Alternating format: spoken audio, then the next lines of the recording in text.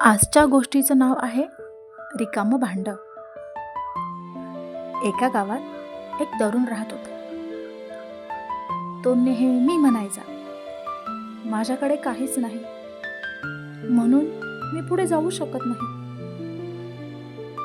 एक दिवस त्याची आजी त्याला म्हणाली, चल माझ्यासोबत विहिरीवर.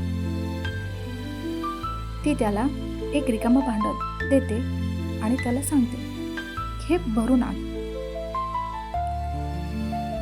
तो मुलगा त्यावरती हसतो. रिकामं आहे म्हणूनच तर मी पाणी भरेल ना. आणि तो पाणी भरून घरी घेऊन येतो. आजी शांतपणे त्याला सांगते, बघ, रिकामं असल्यामुळेच ते भरलं गेलं, बरोबर की नाही. आणि मग तो थांबतो आणि त्याला आजीचं म्हणणं पटतं आणि समजतं देखील. आपण स्वतःला जेव्हा रिकामं समजतो तेव्हाच तर आपल्याला शिकायला, बदलायला जागा असते.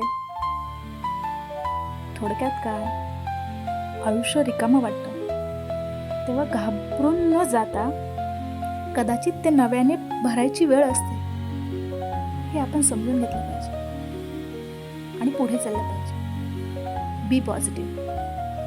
धन्यवाद.